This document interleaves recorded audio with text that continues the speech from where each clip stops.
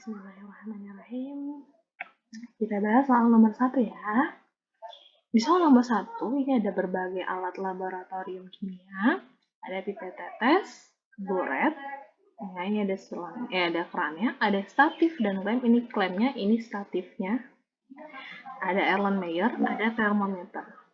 Nah, kalau termometer fungsinya untuk mengukur suhu, ya. Kalau Erlenmeyer biasanya untuk titrasi bisa atau sebagai wadah, ya, wadah cairan bisa juga. Statif sama klem untuk menyangga si buret.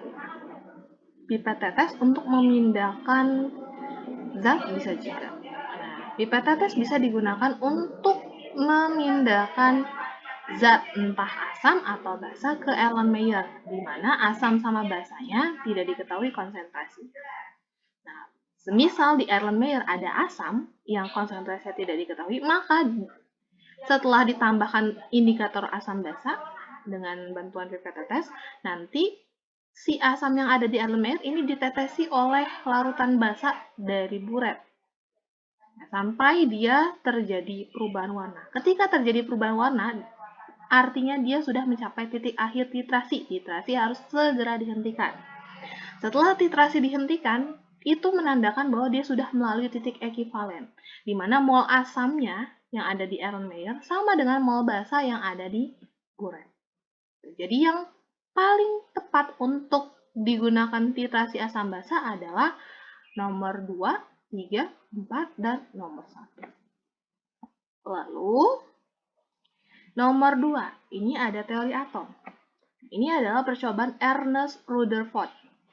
Option A, ya, ini ada bola pejal, di mana di sini ada elektron yang tersebar merata di sininya ya. Ini adalah teorinya Thomson.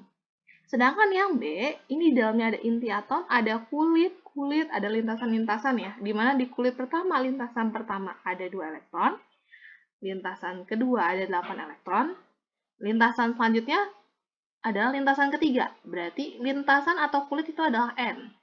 Kulit ketiganya dipangkatkan 2, nanti dikali 2. Nah, berarti ada berapa elektronnya? Ini adalah maksimal elektron. Maksimal elektron. Nah, sedangkan yang C, ya. Nah, di sini ada kata-kata ruang kosong.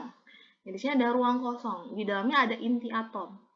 Nah, di mana nanti akan dikelilingi oleh elektron-elektronnya. Ini adalah teorinya Rutherford. Sedangkan kalau D, ini ada apa ya? Kayak garis-garis halus nih ya. Ini kayak orbital.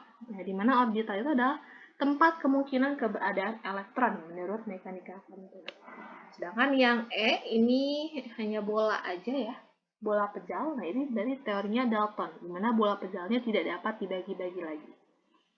Kalau di Niels Bohr, ya, elektron hanya bergerak di lintasan.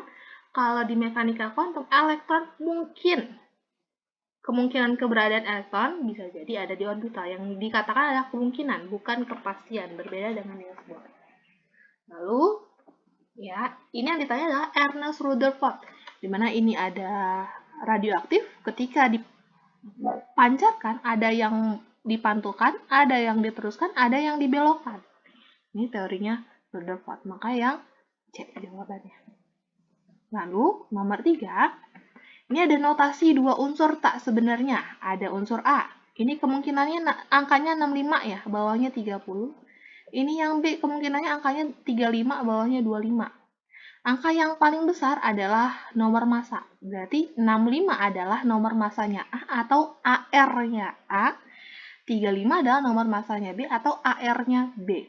Sedangkan 30, ya, angka 30 ini adalah nomor atomnya, protonnya atau nomor atomnya, atau elektronnya adalah 30 untuk yang unsur A. Sedangkan kalau unsur B, berarti protonnya, nomor atomnya, elektronnya dari B, yaitu 25. Ini jika dia atomnya atom netral. Tapi kalau atomnya bermuatan atau disebut ion, maka elektronnya tidak sama dengan nomor atom atau proton. Nah, maka dengan hafalan si sapi-sapi, sedap-sedap, sefedap-sefedap, kita buat ada si, ini sapi berarti SP, sapi lagi berarti SP, Sedap D itu berarti S, D, dan nanti di sini ada P. Sedapnya 2 kali. Dan sevedap itu berarti ada S, ada F, ada D, ada P. Nanti 2 kali sevedapnya. Dimana S kulitnya adalah kulit ke-1. Kulit itu dituliskan di kiri subkulit. Subkulitnya ada S, P, D, F. Nah, terus P, kalau S kulit ke-1 berarti P kulit kedua, D kulit ketiga, F kulit keempat. Seperti itu ya. S maksimal elektronnya 2. P maksimal elektronnya 6. D maksimal elektronnya 10. Kalau F nanti maksimal elektronnya 14. Maka kita buat 1S2, 2S2, 2P6, 3S2, 3P6, 4S2, 3D10. Kenapa seperti ini? Kenapa yang di atasnya angkanya begini? Karena ini proton elektron nomor atomnya 30, maka total pangkatnya harus 30. Disesuaikan dengan hafalan yang tadi. Ya, total pangkatnya 2 tambah 2 tambah 6 tambah 2 tambah 6 tambah 2 tambah 10 totalnya 30. Nah, ini udah nyampe 3D, 30 berarti P-nya nggak perlu ditulis. Lalu, terakhirnya berhenti di subkulit D. Kalau berhenti di subkulit D berarti golongan B. Option A golongan A, salah. Option B, C golongan A, salah. Artinya antara option D sama E. Total pangkatnya adalah 2 tambah 10. Ya, 2 tambah 10 adalah 12. Maka dia golongan 2B. Kalau totalnya adalah 11, ya.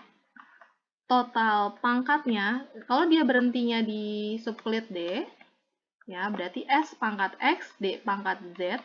Kalau X ditambah Z, totalnya adalah 12, maka golongan 2B.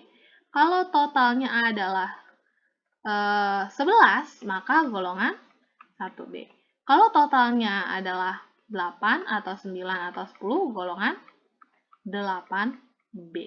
Ya, kalau golongan totalnya 7 ya berarti golongan 7B. Nah, ini 8B berarti salah. Harusnya 2B. Jadi jawabannya yang E. Nah, lalu nomor 4, ini ada 5 unsur. Ada kalsium, kalium, argon, fluor, dan natrium. Kalsium nomor atomnya 20. Nah, maka kalau seperti konsep yang sebelumnya, kita buat konfigurasi elektron, maka dari 1S2, 2S2, 2P6, 3S2, 3P6, 4S2. Ingat ya konsepnya, si sapi, sedap. Ya, di mana S pangkatnya 2, maksimalnya P6, D nanti 10. Ini terakhir berarti di subkulit S, berarti golongan 2A.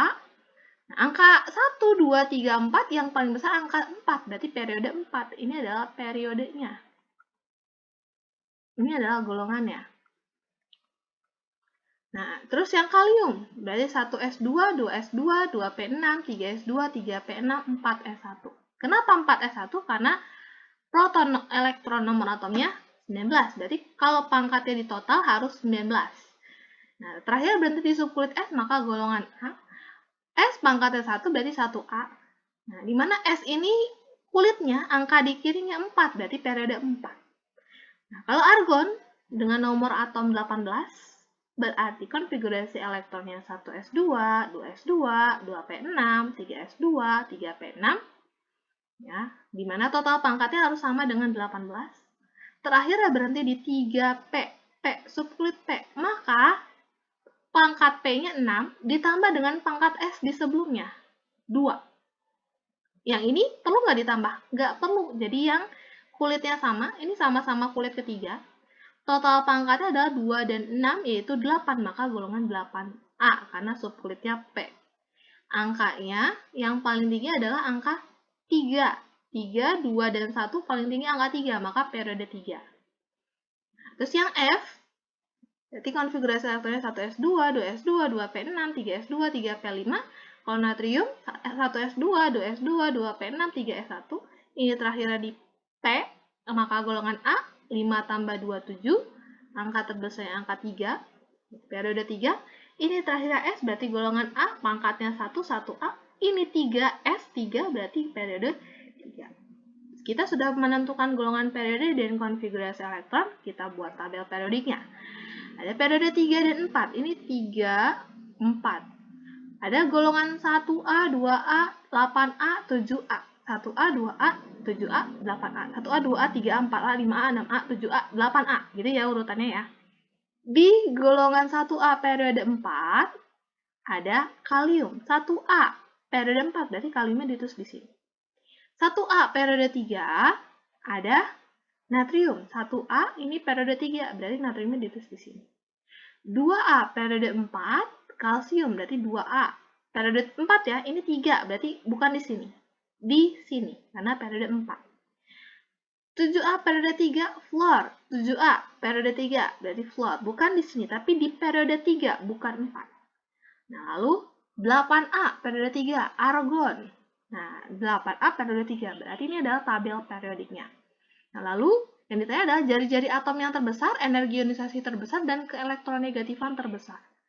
Secara umum dalam satu golongan jari-jari atom, J, huruf konsonan. Kalau huruf konsonan, ya, sifat periodiknya huruf konsonan J, maka yang paling besar secara umum adalah yang paling bawah dan paling kiri. Ya, nah ini AF paling kanan, Pak. Coba tangan kanan, tangan kiri mana? AF paling kanan, karena paling dekat tangan kanan. Natrium, kalium paling dekat tangan kiri, berarti paling kiri. Antara natrium sama kalium, paling bawah kalium. Harusnya kalium, tapi option A sampai E nggak ada kalium. Yang paling memungkinkan ada natrium. Karena option B ada argon, fluor. Argon sama fluor ada di kanan panah. Bukan kanan panah, sorry. Ada di paling kanan dari tabel periodik. Berarti yang B, C, sama E salah karena ada argon, fluor, dan argon. Nah, sekarang kita cek yang energi ionisasi. Energi ionisasi E itu huruf vokal. Berarti secara umum kalau huruf vokal, ya, sifat periodiknya adalah yang paling kanan paling besar, paling atas paling besar secara periodik. Namun ada pengecualiannya untuk energi ionisasi. Untuk energi ionisasi, yang paling kanan benar paling besar secara umum, tapi kecuali kalau golongan 2A sama 3A, yang lebih besar energi ionisasi adalah 2A. Karena 2A lebih stabil. Padahal 2A lebih kiri ya daripada 3A. Tapi 2A lebih stabil. Energi ionisasinya lebih besar. 5A sama 6A lebih besar 5A. Ya, gitu. Nah, maka yang paling kanan ya dan paling atas adalah argon. Berarti yang bagian keduanya harus argon. Tadi jawabannya adalah antara option A dan option B. Yang option A ada argon di tengah-tengah, option D ada fluor. Nah, berarti jawabannya yang A, yang argon. Kenapa elektronegatifannya yang paling besar adalah F? F itu ya huruf vokal karena elektronegatifan. Ya. Di mana dia huruf vokal? Tadi secara umum yang paling besar paling kanan, paling atas. Tapi pengecualiannya paling besar 7A untuk elektronegatifan dan afinitas elektron. Maka yang paling besar adalah fluor. Meskipun argon paling kanan. Karena argon itu sudah stabil konfigurasi elektronnya. Jadi dia kurang elektronegatif. Jadi jawabannya adalah yang A.